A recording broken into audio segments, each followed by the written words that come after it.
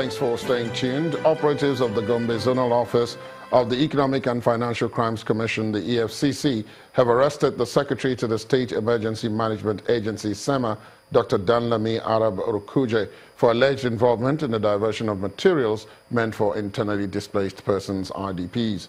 The EFCC explains in a statement that his arrest followed a tip-off received by the Intelligence and Special Operations section of the agency.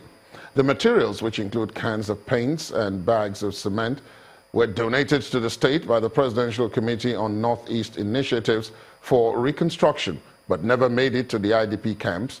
Instead, they were diverted to markets and other areas for sale. The statement adds that some of the items were found at the Gombe State Fertilizer Grinding Plant, where a staff of the plant, one Muazu Suleiman, was also arrested. A storekeeper at the state's emergency agency, Issa Garba, has also been arrested following further investigations.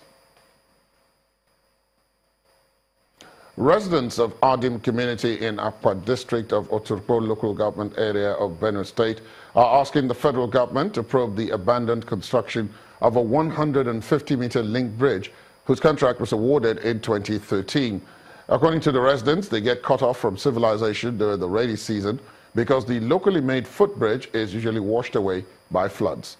Our community report tonight examines the plight of Adim, a community that lacks most basic social amenities.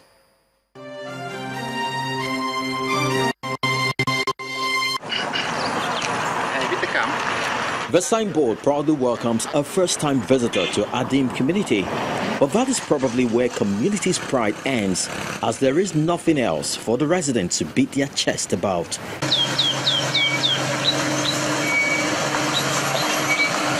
There is a noticeable absence of a proper access road, while the crudely constructed bridge that serves as a solitary link to the outside world is persistently washed away by flood. Even the most basic education appears to be a luxury here.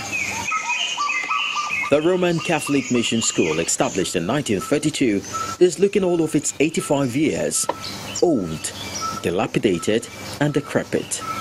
This is the only structure that is left now. And right now, from primary 1 to 6, this is the structure that they are using. Expectedly, healthcare is almost wishful thinking. The solitary local clinic run by the community boasts only one health worker, who also serves 8 other adjoining communities.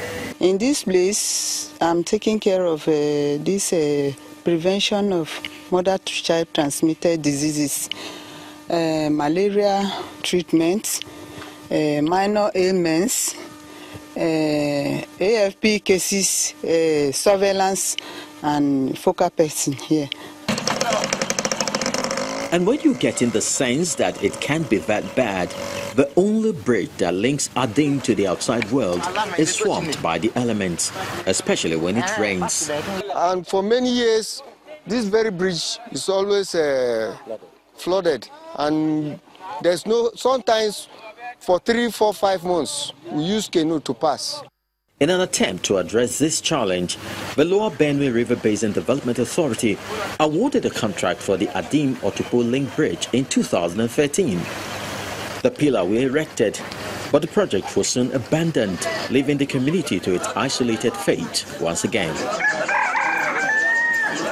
We discovered that they have released 50 million naira for Beniga Synergy Company to construct this bridge. As you can see now, you can see this place. Beniga has not even come to site one day to do the major thing that they released the money for him to do.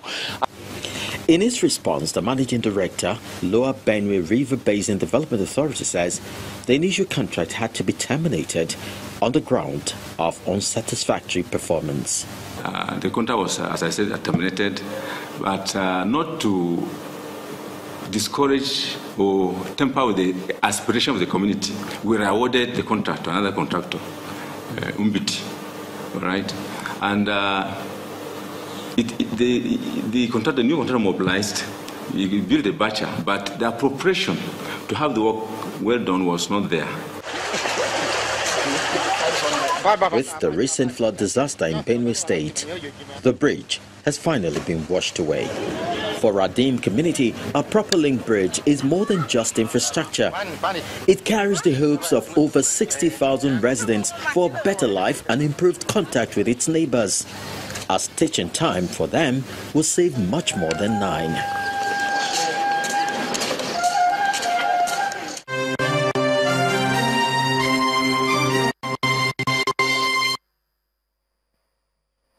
Delta State is investor-friendly and open for business. That's the position of Governor Ifeanyi Okowa as he welcomed Nigeria's ambassador to Vietnam, Ambassador Francis Efeduma, on a visit to the government house in Asaba. Mr. Okowa assures of high deposits of gas in the state that should attract foreign and local investors. Gas is a cleaner and cheaper form of energy, and Delta State is a gas-rich state with a proven reserve of 25 trillion cubic feet. Unfortunately, associated gas is still being flared in the country instead of the very high amount of natural gas deposits in the 3 senatorial districts of the state. And this worries the Delta State Governor, Ifeanyi Okowa. Encouraging foreign direct investors, the governor says that Delta State is investor-friendly with a lot of potential waiting to be tapped. There is no doubt that our key areas will be in the oil and gas sector. Principally at this moment is the fact that the gas sector or the oil and gas sector is not really truly developed. It is our hope that very soon the National Assembly will get through with the petroleum industry bill, because that is also key to any investments to come in. Bringing to the fore that apart from the oil and gas sector, the state is rich in soil for the cultivation of rice, palms, cassava, amongst other cash crops, the Nigerian ambassador to the Socialist Republic of Vietnam informed the governor and members of the State Executive Council who witnessed the event that as the Nigerian ambassador, he would ensure good diplomatic relationships and also ensure that investors are attracted to the country. Vietnam itself is very strong in agriculture and also in the oil business. So there are a lot of opportunities there that we can harness to help people here. With the stability in the forex policy aimed at ensuring a stable currency, Governor Okowa urges the National Assembly to speed up all issues concerning the petroleum industry bill, adding that it will help prospective investors in the gas sector to power the state's energy sources. Time for the business news of the day. Here is Anne Nwawodu.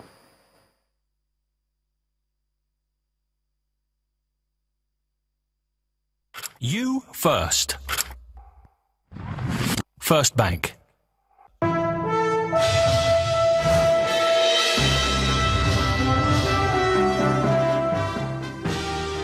Thanks a lot, Ladi, and welcome to Business News. The Debt Management Office has begun a roadshow for a 100 billion naira non-interest-bearing bond, popularly called Sukuk. The roadshow, which was led today by the Director General of the DMO, Mrs. Patience Oniha, will visit Kano, Kaduna, Lagos, and Port Harcourt. This initiative is aimed at creating awareness about the sovereign sukuk and attracting investors to fund the 2017 budget deficit in the domestic market. The offer for subscription will open after the roadshow this week, and interested investors can purchase with a minimum of 10,000 naira. Nigeria's Securities and Exchange Commission has rejected a petition seeking to stop the 2016 annual general meeting of energy trader Owando Nigeria PLC. In a letter written to the management of Owando Nigeria on August the 31st, the Securities Commission said there was no merit in the petition brought against Owando Nigeria by a shareholder in the oil firm listed on the Nigeria and Johannesburg stock exchanges. According to the Commission, a special task team was constituted to review the petition of the shareholder, but it's been unable to identify any material findings that will warrant the postponement of the 60th annual meeting of Owando Nigeria PLC, which is scheduled for September the 11th, 2017.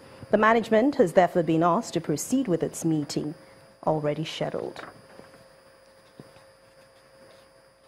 Equities switched to positive side at the close of today's trading session following investors' appetite for some of the market bellwether stocks. Chimeze Obiwago has the details for us.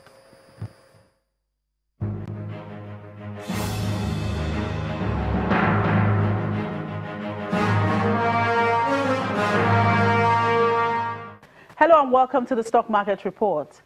Positive second quarter GDP report, which saw the country exit a 15-month recession, may have swayed market sentiments to the green. The all-share index rebounded today, appreciating by 0.57%, driven by the oil and gas sector and the consumer goods sector, which rose by 1.32% and 0.78% respectively. A total volume of transaction was 281.8 million shares, valued at 5.4 billion naira in 4,066 deals. Volume drivers were GTB, Access, and FBN Holdings. On the price movement chart, it was almost a draw as 22 stocks gained while 23 lost. Top on the gainers list is Guinness, which appreciated by 10.24%. On the flip side, however, PZ led the pack, down 4.98%. Our bullish trend is expected to be sustained for the remainder of the week, driven by positive economic data and activities of foreign portfolio investors who are expected will welcome the exit of the country from recession with a lot of optimism. And that was the Stock Market Report. I'm Chimeze Obiwago.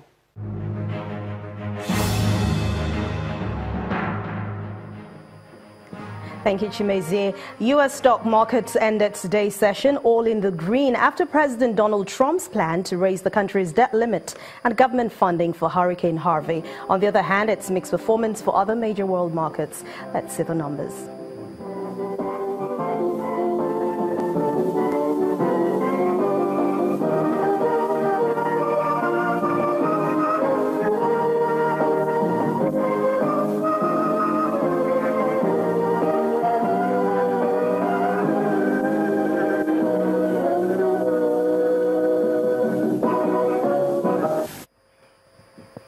That's Business News tonight. Thank you so much for watching. I'm Anne Nwawado. Ladi will be back with the rest of the news at 10.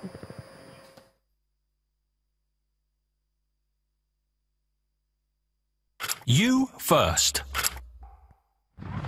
First Bank. Thank you very much, Anne. Still ahead on the news at 10, Coco Vandiver and Carolina Pliskova's reign as world #1 to reach the U.S. Open semifinals. That'll be in the sports news. Please stay on with us.